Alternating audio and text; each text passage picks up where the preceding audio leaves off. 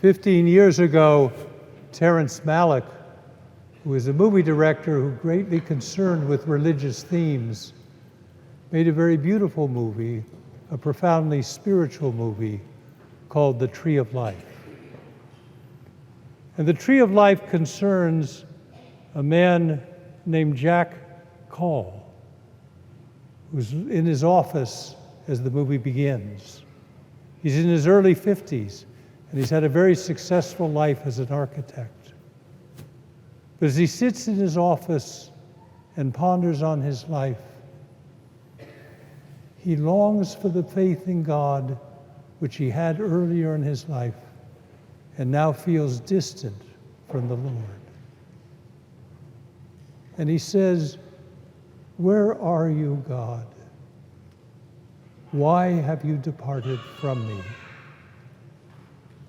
And at that moment in the movie, you see unfolding the whole of the beauty of creation in a sequence about 5 minutes long. The coming into being of the sun and the moon and the stars and the sea, where God creates everything from nothing. And the words from the book of Job are etched in the scenes. "Where were you when I laid the foundations for the earth?" And the rest of the movie is a reflection on Jack's pathway of faith in his life. He grew up in Waco, Texas. He had a mother and father and 2 brothers. And the movie says, in the voice of the mother, "When we were young, the sisters taught us that there are 2 orders that move the hearts of men: the order of nature and the order of grace.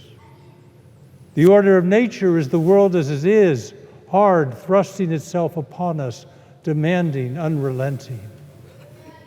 The order of grace, on the other hand, is the beauty that God has laid in our sight every days of our lives, to see beyond nature and to see the beauty of God's presence in the laughter of a child, in an act of forgiveness, in a beautiful plant and flower, in the sun and the moon and the stars." And really, the movie is a reflection on the fact that for Jack, as he ponders on his life, his father represented the order of nature and his mother represented the order of grace. His father was a very good man. He loved his sons, loved his wife, but he'd had a hard life.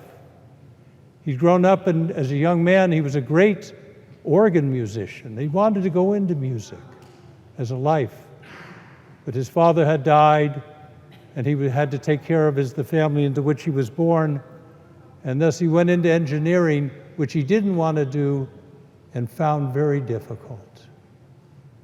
And in his pathway in life, he met a lot of obstacles and a lot of failures.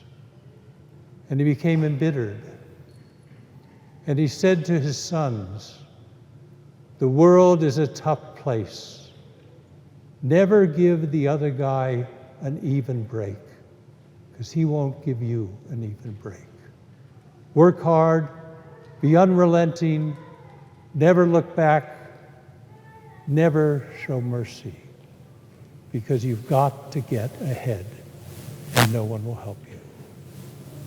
Jack's mother, on the other hand, was filled with grace, with the sense of beauty all around her, in her family, in her children, but in all of the order of nature that was around her, and all of the love she saw, and the moments in every day that she believed God had given to her. Little miracles to uncover and see God's presence. And Jack, as he had grown up, was caught in this battle between his mother and his father. Which would he be more like? He became more like his father. And he's sitting in his office pondering because his mother has died. and he mourns losing that part of his life. She who represented the order of grace and of God's beauty all around him. And at that moment, his father comes to him and says, "Jack," he said, "I miss your mother deeply. And I realize now that I was wrong in what I taught you. That I taught you how to live in the hard world. But in that pathway, I myself lost sight of all the glory of life and all the glory that God puts in our path. Don't follow my pathway. Follow your mother's. The order of nature and the order of grace.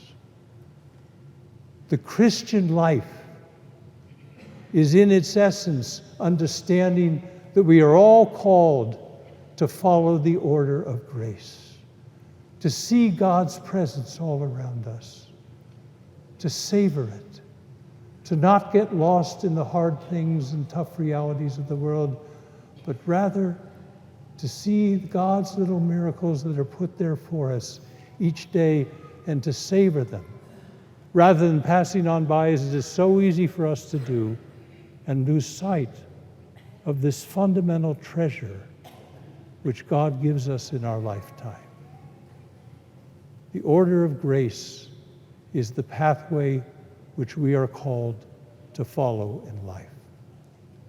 And it is especially true on the Sunday in which we celebrate the White Mass, that we must follow the order of grace.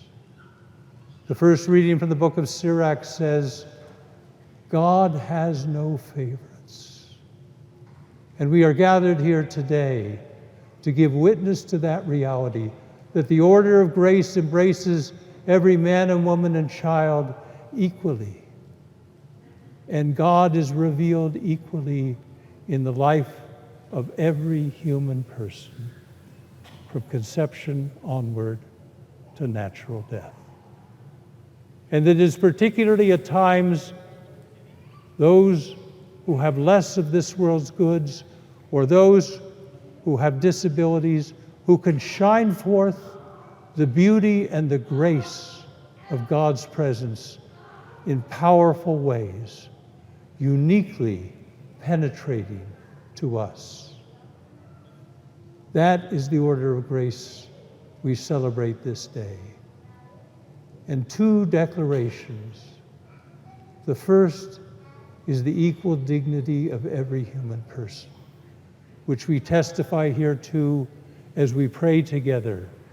And remember, God has made us all equally God's children, embracing us and providing in every life a pathway to encountering the Lord.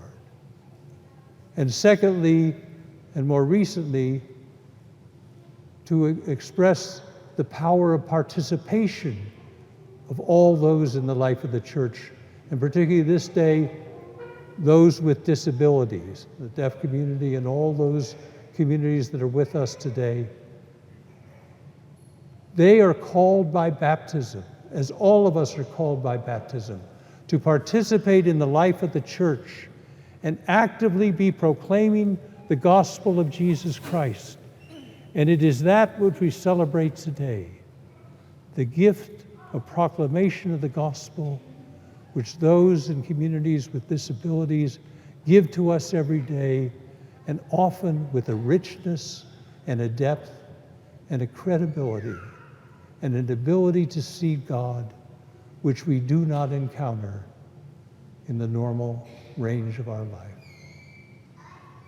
Today is a day of grace, and we are called to see as God sees in the order of grace, in the whole of our lives, to stop and understand the glory that lies around us, and not to be consumed with all of the important elements of our lives that can consume us and cause us to pass by and not stop and savor and see the beauty, see the richness, and see the face of God.